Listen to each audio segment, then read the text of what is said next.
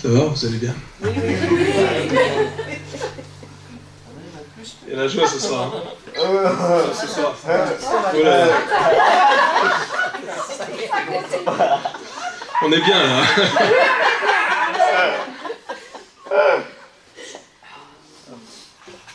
On va essayer de réciter.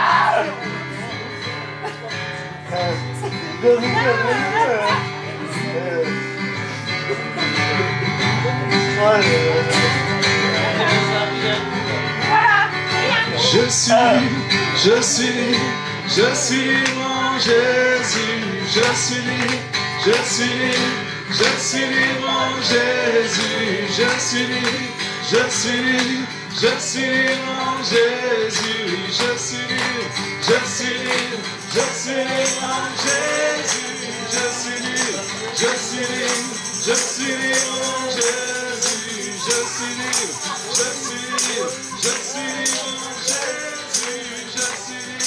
Je suis libre en Jésus, je suis libre, je suis libre, je suis libre en Jésus-Christ.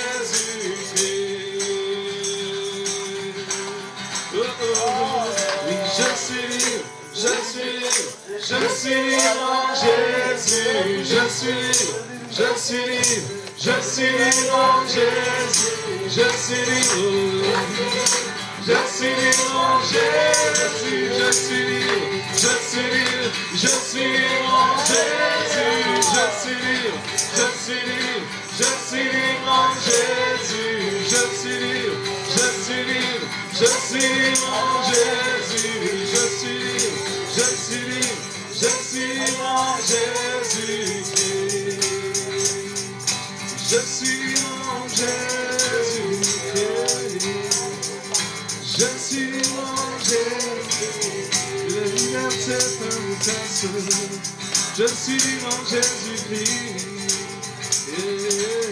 je suis libre, oui je suis libre, je suis libre, je suis libre en Jésus, je suis libre, je suis libre, je suis libre en Jésus, je suis libre, je suis libre, je suis libre en Jésus, je suis libre. Je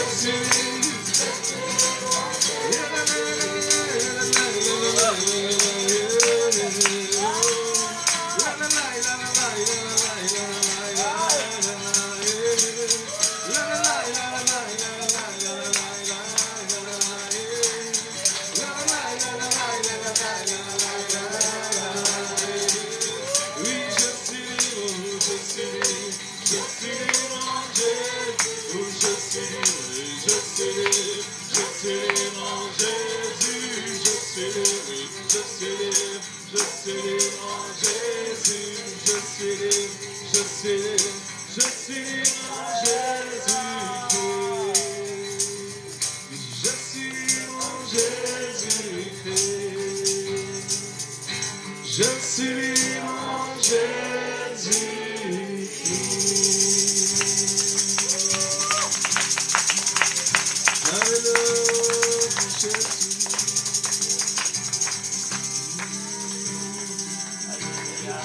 Libre des chaînes, libre des fardeaux, libre de la peur, libre du péché. C'est pour la liberté que tu nous as affranchis, oh Dieu. Que les chaînes tombent en ce lieu, que les portes des prisons s'ouvrent maintenant.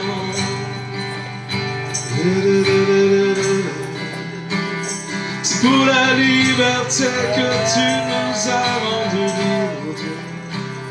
C'est pour la liberté que tu nous as rendus. libre de t'aimer, libre de t'adorer, libre de t'offrir un sacrifice de louange.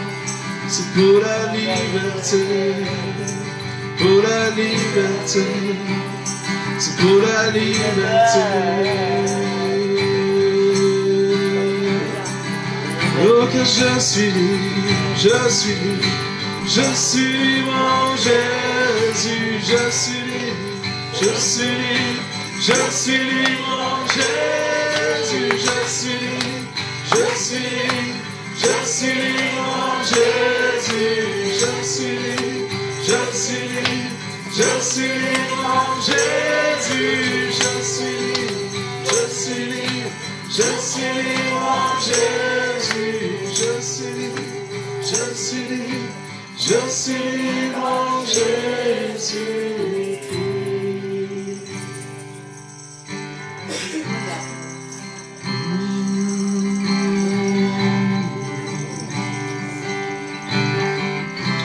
Merci Seigneur pour cette liberté que tu nous donnes, cette liberté qui vient de toi, cette liberté qui se trouve en toi.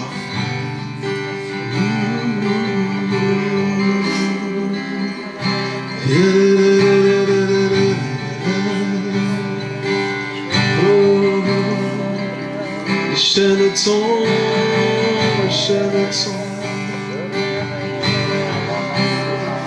C'est comme si Dieu met de l'huile sur les poignets et les chaînes glissent et elles tombent. Et ton onction brise le joug, ton onction brise le joug, ton onction brise le joug. Chaîne tombe, chaîne tombe.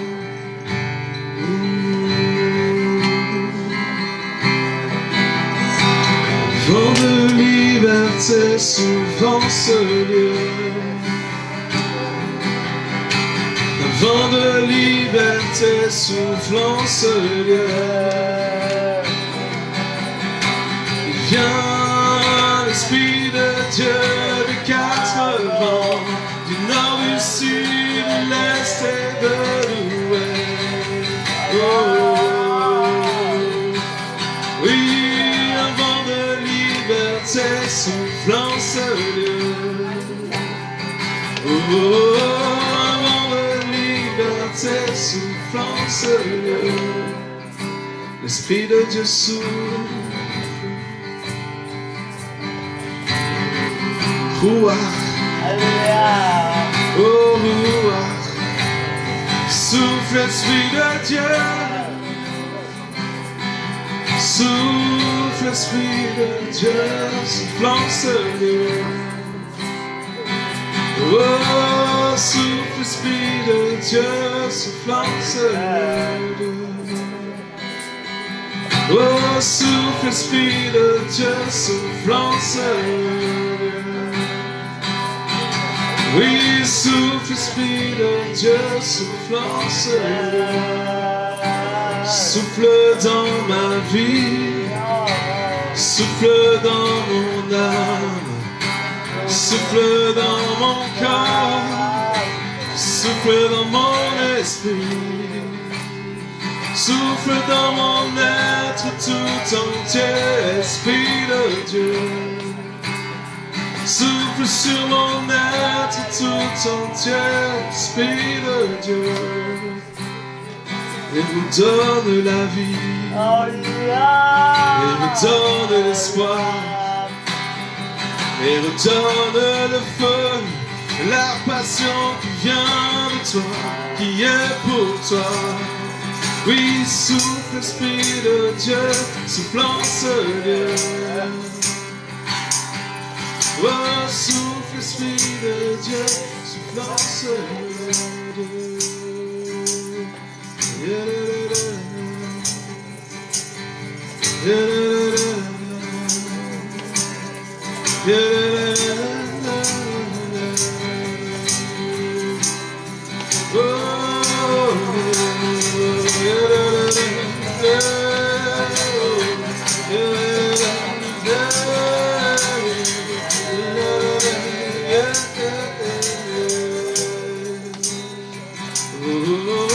car je suis libre. Oh, je suis libre, je suis libre, je suis libre.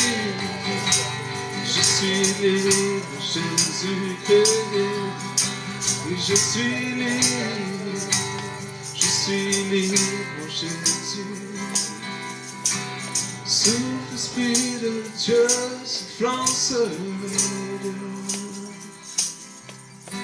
Souffle, Esprit de Dieu, soufflant sur Dieu.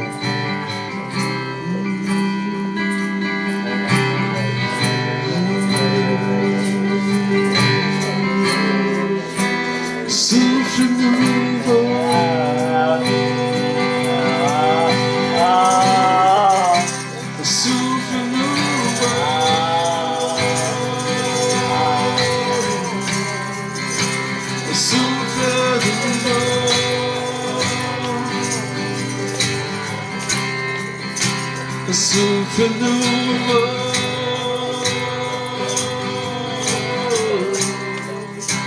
souffle nouveau,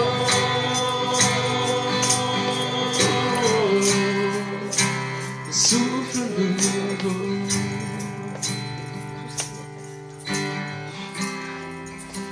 souffle nouveau.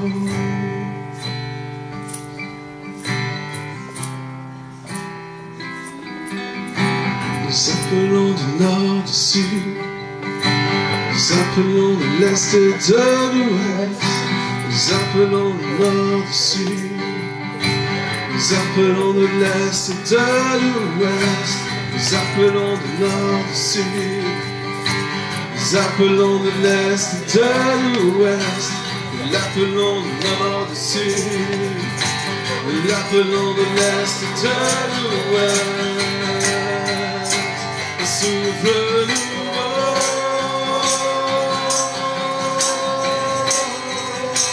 souffle nouveau,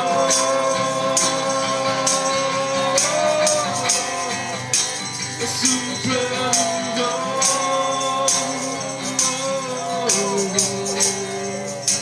souffle nouveau.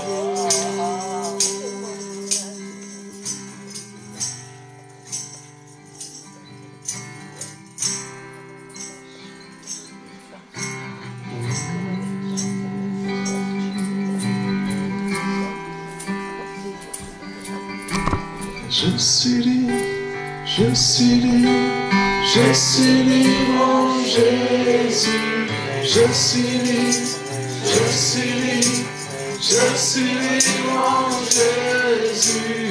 Je suis libre, je suis libre, je suis libre en Jésus. Je suis libre, je suis libre, je suis libre en Jésus. Je suis libre en Jésus. Je suis libre, je suis libre, je suis libre. Oui, je suis libre, je suis libre, je suis libre, je suis libre en Jésus.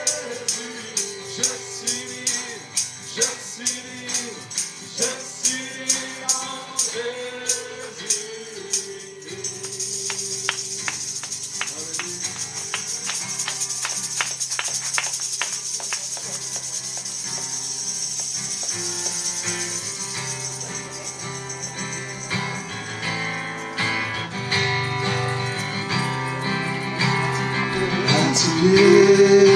Je veux rester simplement pour t'adorer, à tes pieds te contempler, près de toi pour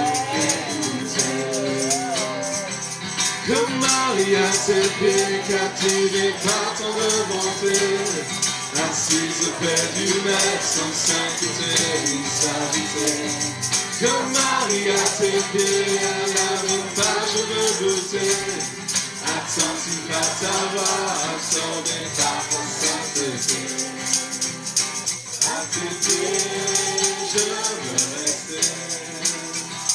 Simplement pour t'adorer.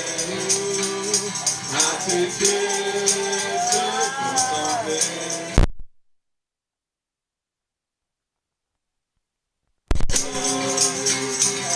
Déverser à tes pieds comme un parfum de bonne odeur.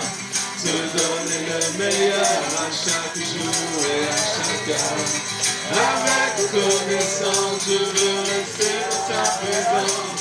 Oui, mon plus grand bonheur, c'est d'être près de toi, Seigneur. Donne-moi, Seigneur, oui, je t'écoute. Révèle-toi, mes yeux sont sur toi. Rien n'a pour moi autant de valeur. Le son de ta voix fait mon bonheur.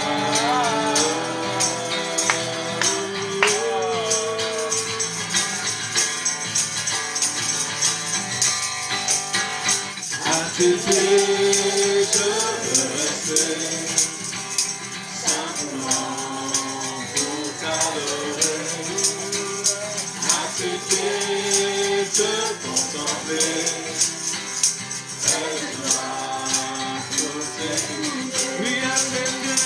À tes pieds, je veux rester. Simplement pour t'adorer. Oui, à tes pieds, je contempler. Près de toi, pour t'écouter. À tes pieds, je veux rester. Simplement pour t'adorer. À tes pieds, te contempler. Près de toi, pour t'écouter. Près de toi, pour t'écouter. Près de toi, pour t'écouter.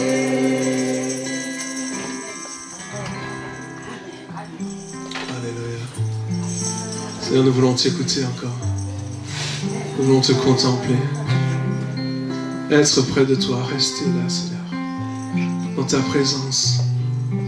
C'est là que nous sommes bien, c'est là que tu nous parles, tu parles à nos cœurs, à nos vies. Nous venons encore, nous restons près de toi, Seigneur. Nous te contemplons dans ta gloire, oh Dieu. Tu es bon, tu es digne, Seigneur. Seigneur Jésus, nous t'écoutons, Dieu.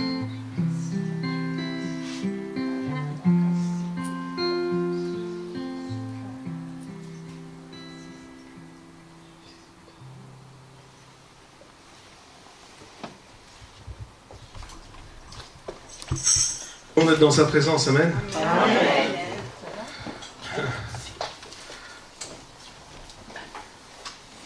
Être près de lui, il n'y a rien de mieux. Alléluia. Avant d'aller plus loin, j'ai reçu quelques paroles de la part du Seigneur pour cette église. Et j'aimerais simplement les partager avec vous. Lorsqu'on était en train de louer Dieu, j'ai eu quelques images qui sont venues. Et c'était tellement bon de voir déjà lorsqu'on a chanté ce chant, Thierry, le chant que tu as composé. C'est comme si Dieu souriait parce qu'il était heureux. Et c'est comme si les chants, c'est comme si Dieu attend de cet endroit des chants nouveaux. Il attend vos chants. Il attend vos chants à vous. Ce que Dieu recherche dans cet endroit, dans cette région, c'est des chants qui viennent de vous et qui vont. C'est comme si ça va attirer la présence de Dieu. Et alors je voyais ça vraiment, c'est comme si Dieu venait, il était littéralement attiré. Vous savez, comme le miel attire vous voyez les abeilles, c'est ça, hein? Le miel et les abeilles, c'est ça. J'allais dire les ours, mais c'est bon aussi. Comme le miel attire les abeilles, c'est comme si Dieu ne pouvait pas s'empêcher de venir lorsqu'il y avait des chants qui étaient des chants nouveaux. Et Paul et Monique, moi je vous voyais comme des piliers, mais c'était assez intéressant parce que vous étiez en train de soutenir un énorme plateau. Un énorme plateau, je pense que c'était... Il ressemblait, à mon avis c'est du bronze, je ne sais pas, mais c'était genre... Bah, vous voyez un peu, le truc c'était énorme. Et sur ce plateau, il y avait des gens qui dansaient, qui chantaient, qui louaient Dieu. Il y avait des gens qui prêchaient, il y avait des gens qui faisaient plein de sortes de choses dans le ministère. Et le Seigneur m'a montré que il vous a donné cette capacité de faire que votre plafond soit le sol des autres. C'est-à-dire que là où vous êtes, juste là où vous êtes arrivé, vous essayez pas d'empêcher les autres d'aller plus loin. Mais au contraire, vous leur dites, voici toute l'expérience que j'ai, tout ce que j'ai appris, voici ça, c'est mon plafond. Je suis là, mais je te soutiens pour que toi, tu ailles encore plus haut. Et je voyais justement que, alors que vous étiez en train de soutenir ce grand plateau, je sais pas, ouais, c'était un grand plateau, voilà. Et... eh bien, des personnes au-dessus pouvaient exercer librement ce que Dieu leur avait donné parce que vous étiez leur soutien. Et je crois vraiment que Dieu a des choses fortes qu'il veut faire dans cette église, mais dans cette région aussi. C'est comme s'il y a des nouvelles choses qui vont se faire. C'est comme si pendant tout un temps, il y avait comme... une impression en tout cas que Dieu s'était détourné de cet endroit, de la région, mais il y a sur le cœur de Dieu un désir fort de à nouveau faire des choses extraordinaires. Amen. Donc vous êtes dans une région, l'Alsace, je pense, c'est une région qui est très forte en action de Dieu, en tout cas, je pense. Il y a eu des choses extraordinaires. Hein. Et je crois qu'il y a des nouvelles choses qui vont venir lorsqu'on prend cette liberté, lorsqu'on va plus loin, lorsqu'on chante à Dieu un chant nouveau. Amen. Amen. Ok, ça c'était gratuit. Voilà. Donc, je vous rappelle le dernier livre sur la louange. Je sais que je fais beaucoup de pub, mais je suis obligé. Donc, découvrir la louange, hein, donc, qui était basée sur dont on a basé le séminaire. Enfin, vous avez compris. Voilà, qui est disponible en fond. J'ai aussi écrit un livre qui s'appelle La pensée de la semaine. Alors c'est un livre qui a pris 1 an. C'est dingue, hein. Il y a des livres comme ça prend 2 mois, d'autres ça prend 1 an. Le mieux que j'ai fait, c'est 2 ans. Enfin, le mieux, je ne sais pas si c'est le mieux, mais... ça s'appelle La pensée de la semaine, et ce que j'ai fait, c'est que pendant 1 an, toutes les semaines, j'ai cherché la face de Dieu pour avoir la pensée de Dieu pour cette semaine. Et donc j'ai écrit ça pendant 1 an. Et une fois que j'ai terminé, le Seigneur m'a dit, c'est très bien, mais il y a plus. Et donc, avec les 52 pensées, une pour chaque semaine, il y a également un défi par semaine. Parce que je me suis rendu compte que souvent, on entend des messages, ils sont extraordinaires, mais des fois, c'est tellement compliqué qu'on n'arrive pas à les mettre en pratique. Et des fois, c'est pas compliqué, mais on les met pas en pratique quand même. Oui. Pas en Alsace, d'accord. En Belgique, j'avais oublié, excusez-moi, je suis belge, hein, donc. Et donc le Seigneur m'a montré, pour chaque pensée, il y a un défi. Alors, au début c'est des défis faciles, hein, genre remercier Dieu pendant 5 minutes par jour, ça va. Vous allez me dire c'est facile, mais essayez de remercier Dieu pour des sujets différents pendant 5 minutes, non-stop. Ah, vous allez voir que vous êtes obligé de faire une liste. Hein. Et donc, il y a 52 méditations, 52 défis, 1 par semaine. Et donc, il est dans le fond, ça s'appelle La pensée de la semaine. Et en plus, j'ai commencé à faire aussi des petites vidéos toutes les semaines sur notre page Facebook, Nathanaël Isabelle Beumier. On met des petites vidéos de 1 minute avec le défi de la semaine pour encourager les gens. Ça motive. Et alors, ce qui est bien, c'est que les gens se challenge entre eux. Donc ils appellent leurs copains et disent « Hey, on va faire ça ensemble ». Et le but c'est ça, c'est de dire « Cette semaine, on va faire ce défi ensemble ». Alors je vous dis, ça commence avec des choses très faciles. et puis ça devient intéressant. C'est pas compliqué, mais le but c'était justement de... Je me rends compte que souvent on met la barre tellement haut qu'on n'essaye même plus de sauter pour l'atteindre. Et le but c'était de mettre la barre à notre hauteur pour qu'on puisse l'atteindre facilement, mais que comme ça on puisse le faire encore et encore et encore. Et grandir avec Dieu, c'est ça le but. Et puis je vous rappelle notre album Seule ta présence. Voilà, j'ai fini. Pub terminée. Ok. Aujourd'hui j'aimerais parler sur un sujet, c'est un peu dans la continuité de ce qu'on a partagé au niveau du séminaire, mais c'est la contemplation. Vous savez, la louange, il y a l'adoration, et il y a quelque chose qui est la contemplation, contempler Dieu. Je me rends compte que bien souvent, lorsque on prend un temps de prière personnel, on passe beaucoup de temps à prier justement, ce qui est bien. On passe du temps à prier, on passe du temps à lire la Bible, on passe du temps à intercéder, on passe du temps à louer Dieu. Et toutes ces choses-là sont vraiment bien. Mais des fois, il y a ce temps où on est juste appelé à contempler. Et on va prendre le psaume 63 qu'on a déjà vu hier, je pense, ou avant-hier, je ne sais pas. Au verset 3 et 4. Il dit « C'est pourquoi je t'ai contemplé dans ton sanctuaire pour voir ta force et ta gloire, car ta bonté vaut mieux que la vie. Mes lèvres célèbrent tes louanges. » On connaît le chant « Car ta bonté... » Okay. Et donc, David dit « Je t'ai contemplé dans le sanctuaire. » Être en contemplation devant Dieu. Et dans la Bible, il y a une histoire extraordinaire dans Luc chapitre 10, versets 38 à 42.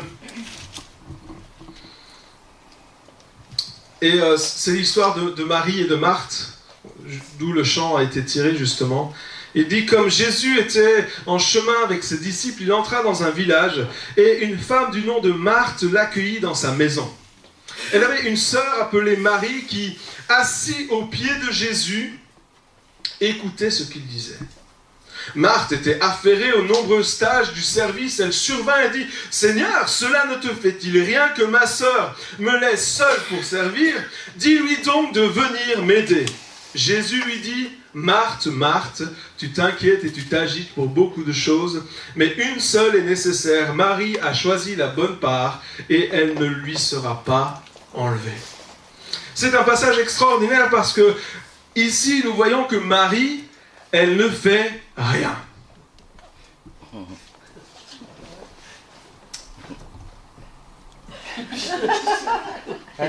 Je suis en train de vous dire que dans la Bible, il y a un passage biblique qui nous encourage à rien faire. Amen. Allô? C'est extraordinaire, non? Non mais tu es fou. Non, je ne suis pas fou. Dans la Bible, il est dit, Marie, elle était assise et elle était là. Écoutez, elle faisait rien. Elle écoutait, elle contemplait. Je pense qu'elle était en contemplation. Elle était en admiration totale devant Jésus. Et là, Marthe arrive et elle est affairée aux affaires. Qu'est-ce que Marthe est en train de faire? Marthe, elle fait la cuisine, elle fait le ménage. Marthe est en train, écoutez bien parce que c'est vraiment très important, elle est en train de servir Jésus. Elle fait rien de mal, Marthe. Au contraire, elle fait des bonnes choses. Elle fait des bonnes œuvres. Elle est occupée à servir Jésus. C'est pour ça qu'elle était affairée aux affaires de la maison. Non, c'était pour servir le maître. Et tu peux dire, ben oui, alors c'est Marthe qui a raison, pas Marie. Parce que Marthe, elle sert le maître et Marie, elle fait rien. Et Jésus, il retourne la situation. Il aime bien faire ça, hein, Jésus. Si vous relisez les histoires, il aime bien faire ça. Il retourne la situation et il dit, Marie, elle a choisi la bonne part. Et je crois que dans notre vie de tous les jours, lorsque on veut servir Dieu, lorsqu'on est avec Dieu, lorsqu'on veut prendre du temps avec Dieu, lorsqu'on veut louer Dieu, on est toujours... C'est comme s'il y a dans notre tête quelque chose qui nous dit, si tu veux servir Dieu, il faut faire. Et il y a quelque temps, j'étais là dans mon temps de prière personnelle avec Dieu, et j'étais là en train de prier, intercéder, chercher la face de Dieu, toutes ces choses-là. Et puis Dieu me dit maintenant, j'aimerais que tu te taises. Ouais, ça va, un homme il sait se taire.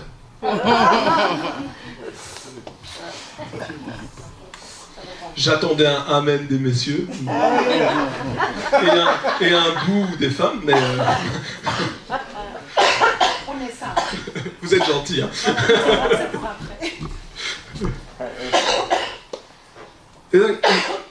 Et je dis d'accord. Et je dis, tu veux me parler? Il me dit non. Bon. Je veux me taire. Ok, mais qu'est-ce que... Quoi? Qu'est-ce qu'il faut faire alors? Si tu dis rien et que je dis rien, qu'est-ce qui se passe? Il n'y a rien. Rien. Et ben, c'est le silence. Eh bien, j'ai découvert qu'il y avait une intimité encore plus grande qui peut s'installer quand ni l'un ni l'autre ne dit rien. Ça vous est déjà arrivé de vous asseoir à côté d'une personne et de ne rien dire, et elle non plus. Et il y a comme une atmosphère, je ne sais pas comment appeler ça, mais il y a comme quelque chose qui se passe, et c'est comme si vous êtes connectés. Vous voyez de quoi je parle? Et c'était exactement ça qui a commencé à se produire. C'est comme si il y avait quelque chose dans le silence. Il y a quelque chose dans le silence, dans la contemplation, où, comme je vous l'ai raconté hier soir, lorsque j'étais dans cette, ou hier après-midi, je ne sais plus, dans cette chambre de prière, dans cet appartement de prière qui était consacré à Dieu, où je suis allé, je me suis assis et je ne pouvais rien faire, rien dire, rien. C'était juste la présence de Dieu qui était là et qui était forte. Et il y avait comme c'était vraiment ce que David dit dans ce passage, il y avait cette contemplation. Contemple Dieu dans sa splendeur, dans sa grandeur. Et dans le monde dans lequel on vit, où on est dans un monde quand même qui est activiste, hein, c'est toujours le rush, c'est toujours plus, c'est toujours vas-y fais ça, fais des œuvres, fais des choses, etc. Il y a un appel de Dieu à contempler. Et dans ce passage, avec l'histoire de Marthe et de Marie, Jésus est en train de dire: lorsque tu t'arrêtes, lorsque tu écoutes, lorsque tu contemples, tu es au bon endroit. Et je me souviens, il y a quelque temps, j'étais dans un séminaire, et puis je suis en train de faire la louange, et puis le Seigneur me dit: dis à tout le monde de s'asseoir et de rien dire. Seigneur, t'es sûr? Normalement, les leaders de louange, ils demandent à tout le monde de se lever et de lever les mains. Tout le monde... C'est vrai. Mais j'ai dit ça, et puis les gens se sont assis, et il y a une présence de Dieu qui est descendue à ce moment-là, qui était tellement forte, tellement tangible. Parce que Dieu aime lorsque on prend du temps simplement pour être avec lui. Vous comprenez? C'est comme si... Imaginez. C'est comme s'il y a un homme riche. Un homme riche, vous savez, les amis qui viennent souvent, c'est des amis qui viennent pour demander. Et si à chaque fois que quelqu'un vient te voir, imagine que tu es riche. Bon, vous n'avez pas difficile à imaginer, vous êtes tous riches. Mais imaginons, vous êtes tous millionnaires ou milliardaires. Milliardaires, c'est mieux peut-être? Oui, ok. Imaginons. Vous êtes tous milliardaires. Et puis, à chaque fois que quelqu'un vient vous voir, c'est parce qu'il a besoin d'argent. Est-ce que vous allez avoir envie de voir les gens? Non.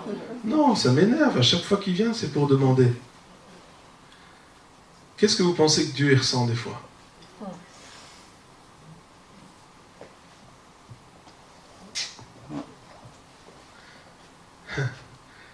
C'est comme si Dieu, des fois, il dit: je veux que tu viennes, mais juste pour être là. Demande rien. Moi, je veux venir vers Dieu juste pour être avec Dieu. Vous comprenez la différence? C'est comme si des fois, j'ai l'impression à certaines personnes, Dieu, c'est un distributeur automatique. Ils arrivent, ils mettent la carte, ils font le code, et hop, ça sort. Et quand ils en ont plus besoin, ils se barrent.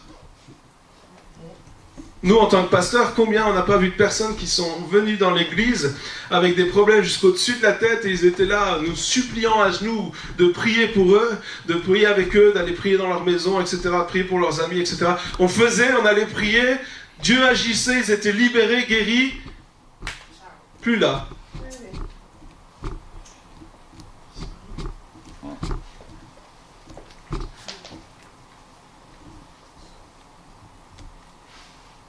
Mais c'est pas ça. C'est pas juste. Vous aimeriez, vous, qu'on ne vienne vous voir que pour l'argent? Non. Ben Dieu, il n'aime pas, il veut pas qu'on vienne le voir que pour demander. Il aimerait qu'on puisse venir le voir simplement pour profiter de son amitié. Dans cette histoire avec Marie, ce qui était extraordinaire, c'est que, contrairement à beaucoup d'histoires avec Jésus, c'est que elle n'était pas là pour venir chercher une guérison. Beaucoup de gens venaient voir Jésus, mais ils venaient voir Jésus souvent pour être guéris, pour être libérés, et c'est normal. Mais ce qui a touché Jésus lorsque Marie est venue, c'est qu'elle n'a rien demandé. Elle était juste là pour écouter, contempler. Et je pense que dans notre temps de louange, dans notre temps d'adoration, il y a ce moment de contemplation qui est nécessaire. Et à ce moment-là, il y a une paix de Dieu qui vient, il y a quelque chose qui est là. Pourquoi? Parce que le Seigneur, il voit que tu n'es pas juste là pour quémander, pour demander, pour demander l'aumône. Des fois, c'est un petit peu ça. C'est « Oh Seigneur, j'ai besoin de ça, alors je vais prier. J'ai plus besoin de rien, j'arrête de prier. » Mais Seigneur, je veux juste être là pour toi. Il y avait un couple pastoral. Et il y avait l'homme, le pasteur qui était là en train de prier dans son bureau. Il priait, puis il prenait du temps simplement dans la présence de Dieu. Et puis sa femme entre dans le bureau et elle lui dit « Puisque tu ne fais rien, viens m'aider à faire la vaisselle. » Des fois on pense que ça c'est rien, mais c'est pas rien. C'est pas rien de prendre du temps avec Dieu. Je vous rassure, c'est pas ma femme. Elle ne ferait jamais ça. Elle sait qu'on a besoin de chacun de temps avec Dieu. Mais il y a certaines fois dans notre vie où on a besoin de s'arrêter. Et ensuite, il y a cette attitude de Marthe. Alors Marthe, elle est en train de faire. Jusque-là, ça va. Mais quand elle voit quelqu'un, sa sœur, qui a l'air de ne rien faire, elle dit à Jésus, c'est pas juste ce qu'elle fait. Et des fois, on pourrait avoir cette attitude de dire, oh, si les gens ils ne font rien, il faut absolument faire. Vous comprenez ce que je veux dire? Mais vas-y, mais tu fais rien là. Wow. Mais c'est parce que j'ai besoin d'écouter. C'est parce que j'ai besoin d'être attentif. C'est comme si tu pars à la guerre sans avoir de stratégie. Vous comprenez, quand on veut toujours faire, on fait, mais on fonce tout droit. Et quand tu fonces tout droit, tu fonces dans le mur. Moi, je sais ce que ça fait. Un jour, j'étais dans un groupe de jeunes, quand j'étais jeune, quand j'étais adolescent, voilà, parce que je suis encore jeune. Et j'étais dans un groupe de jeunes, et ils avaient décidé de faire un jeu super, où on bande tes yeux. Il y en a qui voient déjà où j'arrive. On bande tes yeux, et puis il y a ton équipe qui te dit où tu dois aller, à droite, à gauche, tout droit, etc. Et puis, ce qui se passe, c'est que, bien sûr, il n'y a pas qu'une équipe. Il y en a plusieurs. Et là, c'était dans un sous-sol qui était un peu plus grand qu'ici. Hein. C'est une grande pièce dans un sous-sol. Et on commence à jouer. Et puis, ils mettent le bandeau sur mes yeux. Et puis voilà, ils disent tout droit, à gauche, machin, etc. Et puis, à un certain moment, tout le monde commençait à crier. Toutes les équipes criaient, etc. Et tout ce que moi, j'entendais, c'était plus vite, plus vite. Plus vite. Et donc j'ai été plus vite, plus...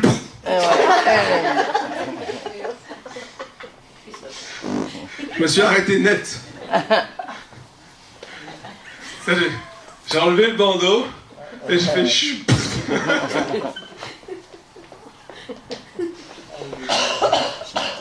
Mais quand tu veux toujours aller plus vite, à un certain moment tu vas te prendre le mur. Eh ben oui. Voilà.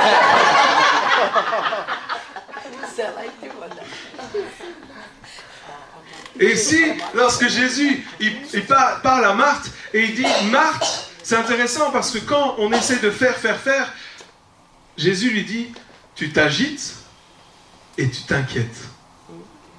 Et je ne sais pas si vous avez remarqué, mais plus on fait, plus on s'inquiète. Et ça, c'est un signe qu'on n'a peut-être pas pris le temps de s'arrêter et d'écouter Dieu. Quand tu commences à t'inquiéter, c'est un signe qu'il faut... Arrête-toi. Si tu n'es pas sûr que tu es sur la bonne voie, assure-toi d'abord que tu es sur la bonne voie avant de continuer. Et il dit, tu t'inquiètes, tu t'agites pour peu de choses, pour beaucoup de choses, mais une seule est nécessaire. C'est quoi quelque chose de nécessaire? C'est quelque chose d'indispensable, c'est quelque chose dont tu as besoin, c'est quelque chose, si dans ta voiture, tu n'as pas de carburant, ça roule pas. N'est-ce pas, hein? Si dans ta voiture, tu n'as pas de carburant, qu'est-ce qui va se passer? Rien. Ben rien. Voilà, rien. Tu vas plus avancer. La voiture, elle va plus avancer. Donc, je crois qu'on peut dire que le carburant dans une voiture est nécessaire. On est d'accord? Et Marthe a choisi ce qui était nécessaire. Et j'aimerais que le but de ce message ce matin, c'est de remettre les choses en perspective, de remettre les choses, les priorités en place dans notre vie. Qu'est-ce qui est nécessaire? Qu'est-ce qui ne l'est pas? Moi, souvent, il y a des gens qui disent « Ouais, mais Nat, moi, j'ai pas le temps de prier. » C'est pas vrai. Non, c'est pas vrai. Tu peux te lever plus tôt. Oui, mais je me lève à 4 heures. Ben, lève-toi à 3 heures. Voilà. Tu regardes une série en moins à la télé. Oh. Oups. Tu remets les priorités en place. Mais souvent, les gens ils disent, moi, j'ai pas le temps de prier, mais par contre, je fais ça. C'est quoi la priorité dans ta vie? On trouve toujours le temps pour les choses qu'on a envie de faire. C'est vrai. C'est vrai ou c'est vrai? C'est vrai. On trouve toujours le temps pour les choses qu'on a vraiment envie de faire. Et on trouve toujours des excuses pour ne pas faire ce qu'on n'a pas envie de faire. C'est vrai aussi. D'ailleurs, en Belgique, non seulement on est champion pour aller, mais on est champion pour les excuses aussi. Vous êtes bon en excuses, vous? Ouais. C'est pas mal aussi. Moi, j'avais mal à la tête, j'avais la migraine. J'étais pas bien, non, je le sentais pas. Le Seigneur ne m'a pas dit de le faire. Est-ce que tu as lu ta Bible? Je sentais pas qu'il fallait prier. Ah ben c'est que t'es loin alors, il est temps de revenir, hein. Pardon. Donc, Marie a choisi la bonne part et elle ne lui sera pas enlevée. Qu'est-ce que ça veut dire? Ça veut dire que lorsque tu prends le temps de passer du temps avec Dieu, de contempler Dieu, ce que tu as reçu, ce que tu reçois dans ces temps-là, personne ne peut te l'enlever. C'est extraordinaire, n'est-ce pas? Ce que tu reçois, les révélations que tu reçois durant ces temps-là, personne ne peut te les enlever. Il y a une phrase que j'aime énormément, que j'avais entendue une fois, qui m'a choqué la première fois, parce que la dame, elle le chantait, c'était un peu bizarre, mais qui est tellement forte. Il est dit qu'on doit donner ce qu'on ne peut garder, afin de recevoir ce qu'on ne peut pas perdre. Ce que Dieu te donne, tu ne peux pas le garder pour toi, tu dois le donner. Et tu reçois une récompense qui est éternelle, que personne ne peut t'enlever. Lorsque, des fois, on retient les choses que Dieu nous a données, alors que Dieu nous demande de les relâcher. savez, des fois, on pense qu'il faut être super spirituel pour pouvoir voir des choses extraordinaires se produire. Mais la vérité, c'est qu'il suffit juste d'être obéissant. Il suffit juste, d'oser libérer ce que Dieu t'a donné. Une fois, j'étais, il y a bien longtemps, j'étais dans une réunion, je me rappelle plus trop, c'était vraiment il y a longtemps, et Dieu m'a donné une parole ou une image, ou je sais plus quoi exactement. Et je me souviens que j'ai dit, je vais la garder pour moi, je la donnerai pas. Et Dieu m'a dit, si tu parles pas, je te donne plus rien.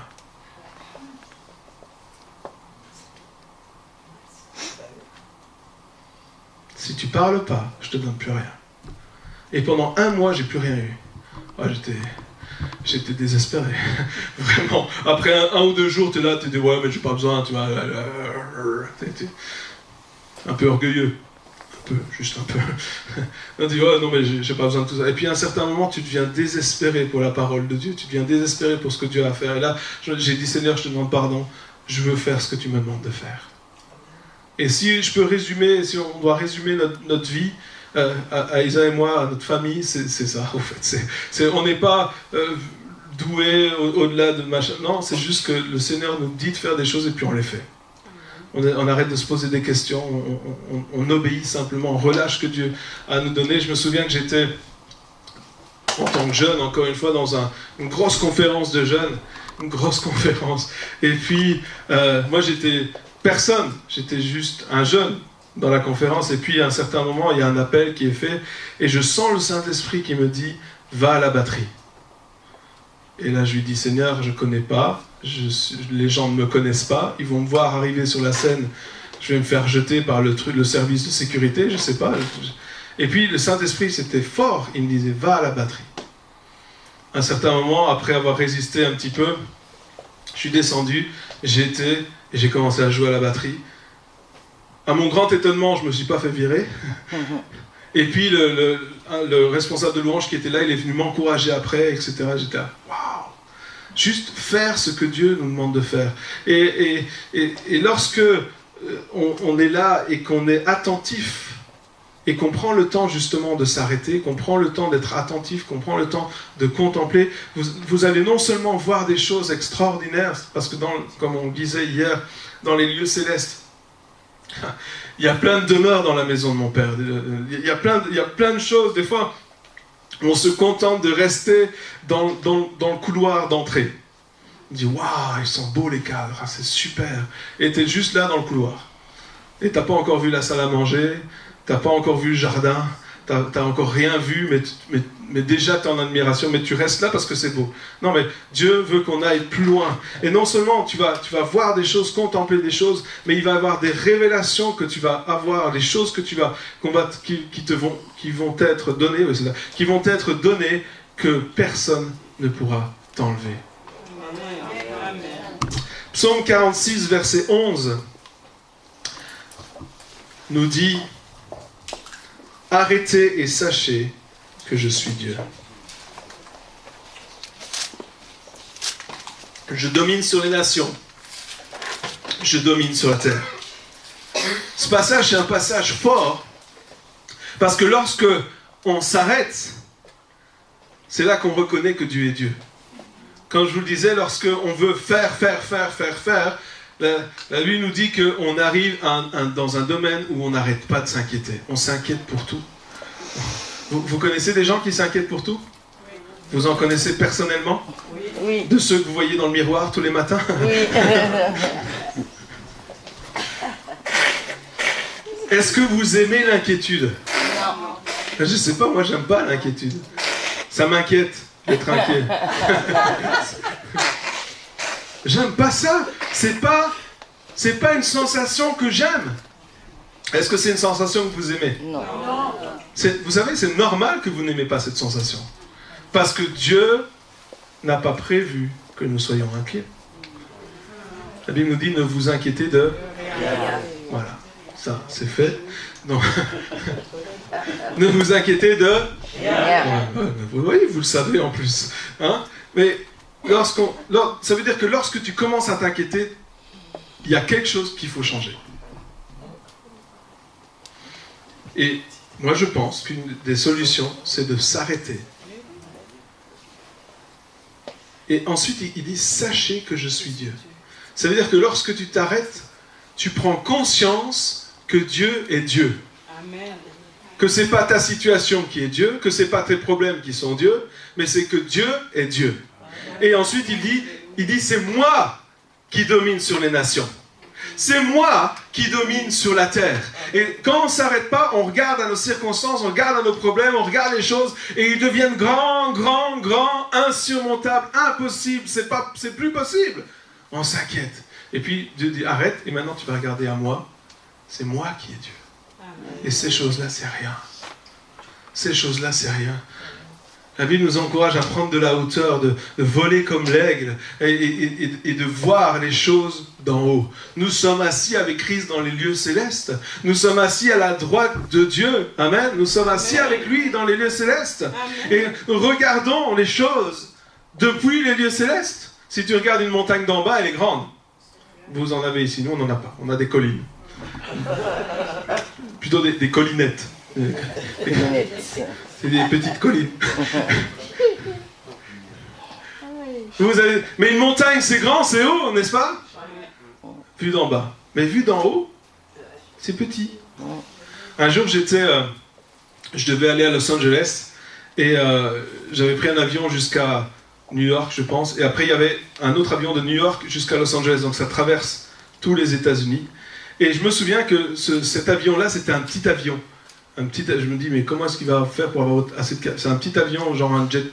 C'est pas un jet privé, mais c'était un petit avion. Et ce jour-là, il faisait beau. Il n'y avait aucun nuage dans le ciel sur les 6000 km qui traversent les États-Unis. C'était extraordinaire. Et moi, j'étais hublot. Et comme c'était un petit avion, on volait assez bas.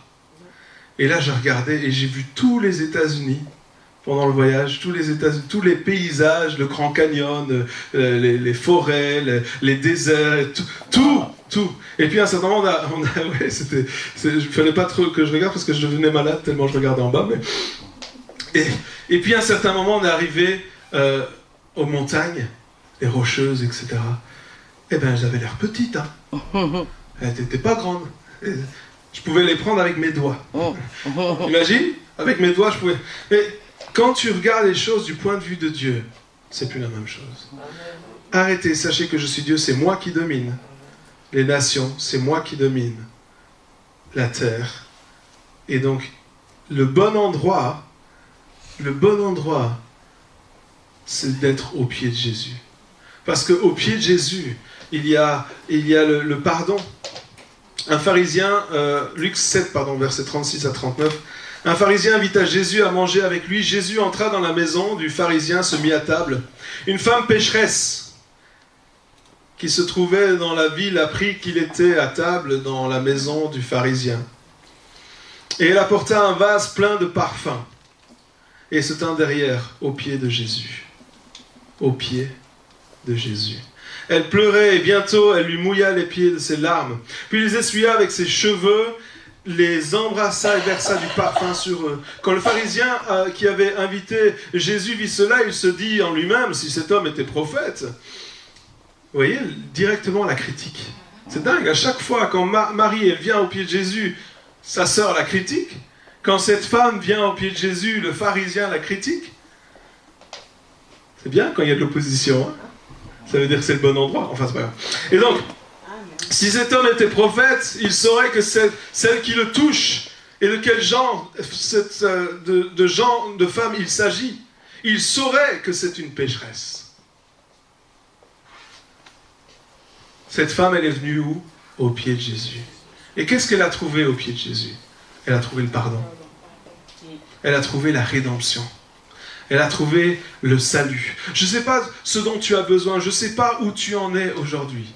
Mais je sais que lorsque l'on vient à Jésus avec cette attitude désintéressée et simplement de venir près de lui, même si on ne demande rien, on reçoit ce dont on a besoin. Amen. Oh, je ne sais pas pour vous, moi j'aime bien ça. Vous comprenez cette femme qui est venue au pied de Jésus? Elle n'est pas venue en demandant le pardon. Elle n'est pas venue en demandant, elle n'est pas venue en demandant quelque chose, quelle qu'elle soit, à Jésus. Elle est simplement venue, comme lorsqu'on fait la louange, lorsqu'on adore Dieu, elle est simplement venue déverser aux pieds de Jésus son amour, déverser ses larmes. Et c'est important de pleurer. Vous savez, si tu dis à Dieu, quand tu pries et tu fais semblant que tout va bien alors que ça ne va pas, c'est hypocrite. Tu crois que Dieu ne connaît pas ton cœur? Allô? Il t'a créé quand même un peu, non? Il te connaît mieux que toi-même. La Bible dit qu'il sait le nombre de cheveux qu'on a sur la tête. Amen. Tu sais le nombre de cheveux que tu as sur la tête? Non. Il y en a qui ont moins que d'autres. Hein. Je ne vise personne. Mais même quand on n'en a pas. Mais non, Paul, c'est pas toi.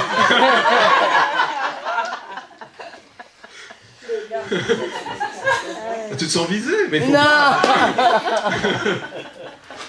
Ah, derrière, il y a encore pire. Donc, On se retourne. mais Dieu nous connaît. Et combien de fois je ne suis pas allé au pied de Jésus en disant Seigneur, ça ne va pas. Il faut savoir le dire. En disant Seigneur, j'en peux plus. Tu me dis, mais tu ne peux pas faire ça. Lis les psaumes. Lis les psaumes. Il y a des choses que David il dit des fois à Dieu. Le gars, il n'a pas sa langue dans sa poche. Hein. Il le dit franchement, clairement. Hein. Ouh là là. Des fois, je me dis, David, tu vas un peu fort quand même. Hein. Ouais, mais quand tu passes par des choses comme ça, tu peux aller un peu fort aussi. Sois vrai devant Dieu. Elle est venue avec ses larmes. Elle est venue avec... C'est vraiment intéressant comme image parce qu'elle est venue avec ses larmes et le parfum. Elle est venue avec ses pleurs et son adoration. Vous comprenez? Dans sa tristesse, elle adore. Est-ce qu'on peut en tirer une leçon? Oui. Des fois, on pense qu'on doit être bien pour louer. Mais c'est faux, ça c'est un mensonge. La Bible nous dit qu'en tout temps, en tout lieu, élevons les mains. En toutes circonstances, élevons nos mains. Amen. Et là, Jésus, évidemment, a pardonné cette femme. Il a changé cette femme. Au verset 44, il dit, puis il se tourna vers la femme et dit à Simon, tu vois cette femme? Je suis entré dans ta maison, tu ne m'as pas donné de l'eau pour me laver les pieds. Mais elle les a mouillés de ses larmes et les a essuyés avec ses cheveux. Tu ne m'as pas donné de baiser, tu ne m'as pas salué, mais elle, depuis que je suis entré, n'a pas cessé de m'embrasser les pieds. Tu n'as pas versé d'huile sur ma tête, c'était un signe d'honneur lorsqu'on avait un invité à la maison. Mais elle a versé du parfum sur mes pieds. C'est pourquoi je te le dis, ses nombreux péchés ont été pardonnés, puisqu'elle a beaucoup aimé. À celui qu'on pardonne peu, aime peu. Et il dit à la femme, tes péchés te sont pardonnés. Amen. Vous savez pourquoi on aime Dieu?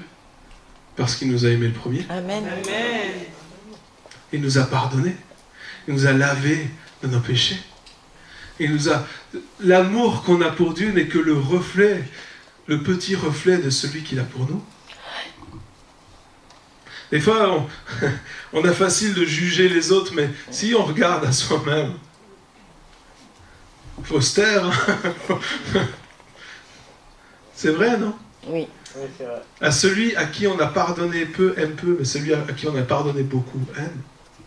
Pourquoi? Parce que quand tu vois les autres, tu ne vas pas les juger, parce que tu te dis, Jésus m'a pardonné à moi. Je ne suis pas mieux qu'eux. Je ne suis pas meilleur. Je ne suis pas... non, il m'a pardonné pareil. Et donc je suis capable d'aimer, de donner cet amour parce que je l'ai reçu en premier.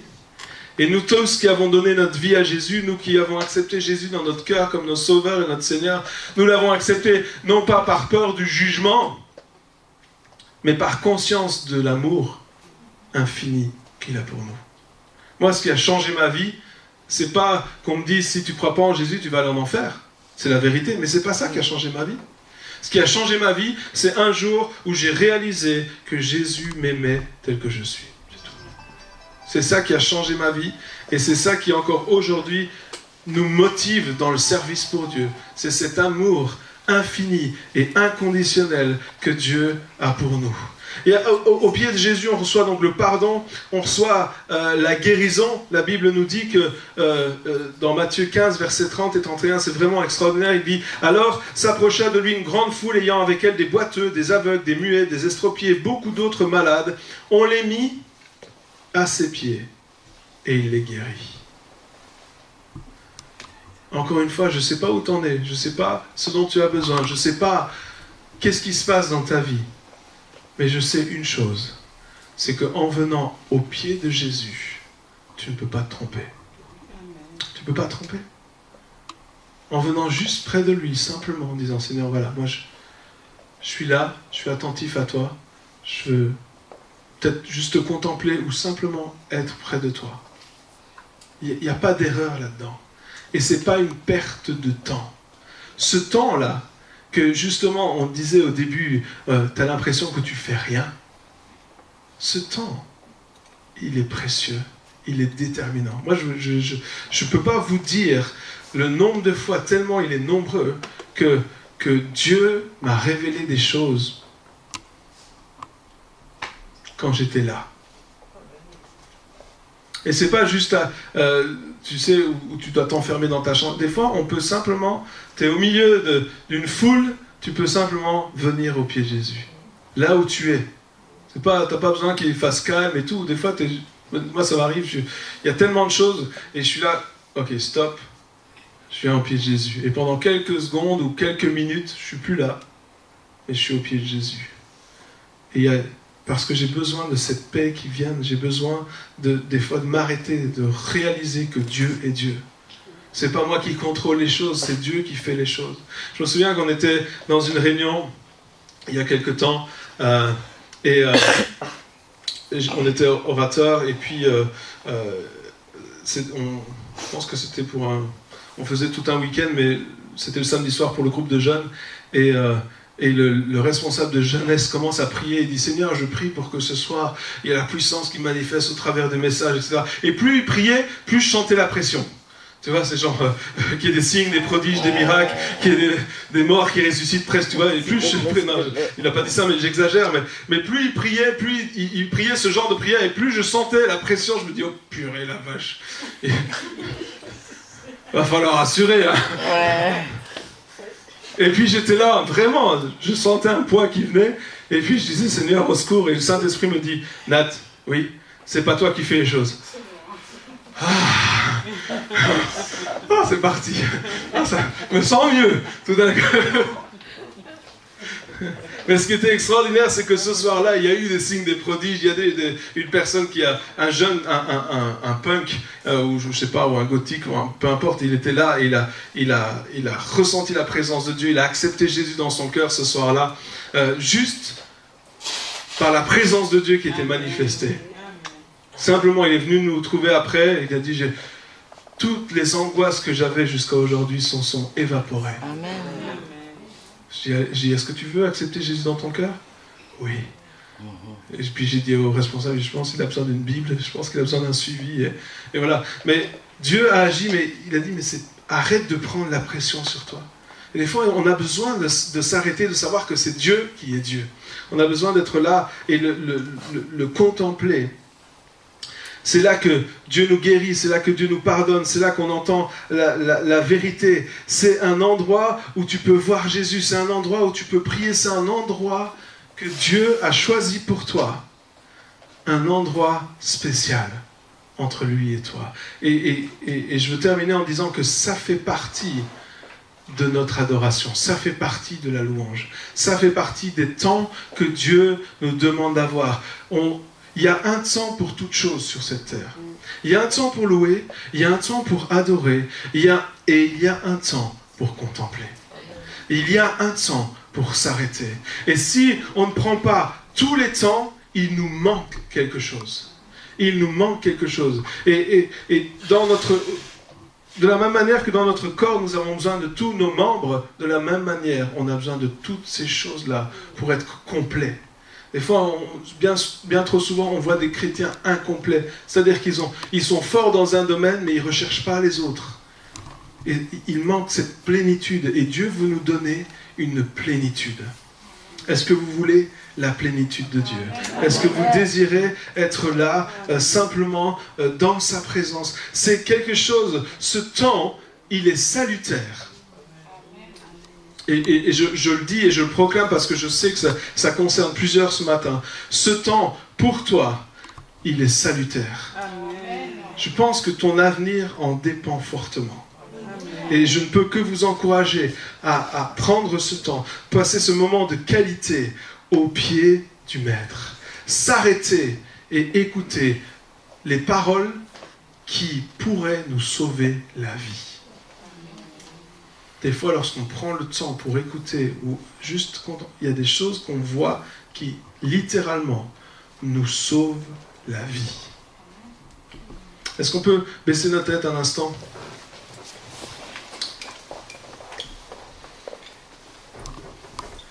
J'aimerais qu'on prenne juste quelques instants. J'aimerais que tu puisses venir devant Dieu maintenant, simplement, comme tu es. Là où tu es maintenant, juste viens devant Dieu quelques instants.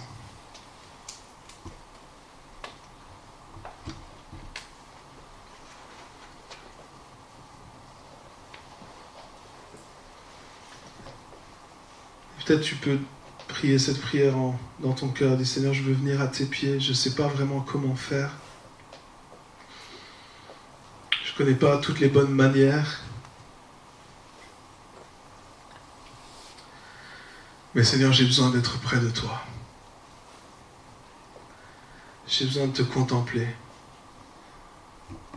J'ai besoin de t'écouter. Je sais que c'est un besoin qui est en moi. Alors Seigneur, montre-moi, parle-moi, Seigneur, je t'écoute. Révèle-toi en moi, Seigneur. Je veux fixer mes yeux sur toi. Te contempler dans la gloire, dans ta gloire. Contempler ton amour, contempler tes merveilles. Réaliser combien tu es fidèle, réaliser combien tu es bon. Réaliser ce que tu veux faire dans ma vie.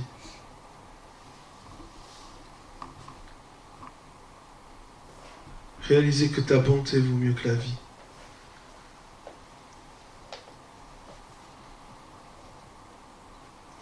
C'est comme si le Seigneur veut te montrer davantage combien il est bon.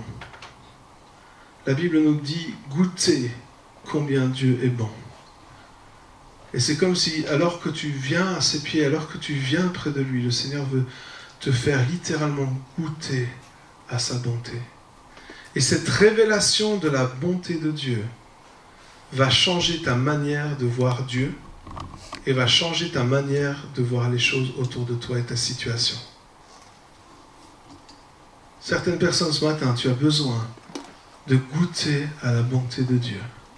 Et au nom de Jésus maintenant, je proclame que cette bonté va être révélée.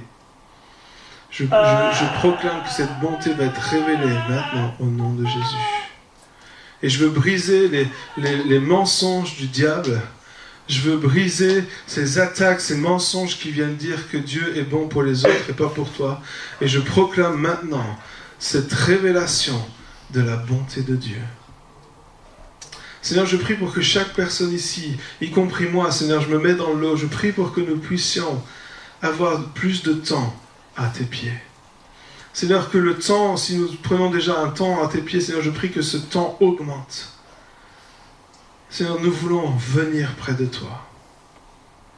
Et je prie au nom de Jésus, je proclame au nom de Jésus que rien ni personne ne nous empêchera de venir près de toi. Seigneur, merci pour cette révélation grandissante de ton amour, cette révélation grandissante de ta bonté. Et je veux proclamer ta bonté et ta bénédiction sur cette église. Je proclame, Seigneur Jésus, que tes plans, tes voies, tes projets vont se réaliser. Je proclame que, à cause de l'obéissance qu'ils ont à ta voix, à cause de la soumission que cette Église a à ton esprit, Seigneur, je proclame que tes projets et ta volonté va s'accomplir et que rien ni personne ne pourra l'arrêter, que c'est toi qui bâtis ton Église et que les portes de l'enfer ne pourront pas prévôtre contre elle au nom de Jésus. Peu importe ce que le diable a prévu, peu importe ce que l'ennemi essaie de faire, peu importe les attaques qui sont contre, je proclame, Seigneur, que rien ni personne ne pourra arrêter cette Église qui est en marche vers la victoire que toi tu donnes, Père. Amen. Au nom de Jésus. Que ta bénédiction repose sur chacun. Amen. Amen. Amen. Que Dieu vous bénisse. Merci de nous avoir reçus. C'était extraordinaire de pouvoir être avec vous. J'espère que vous avez appris des choses ce week-end. Et surtout, osez. Amen. Osez. Soyez bénis. Merci.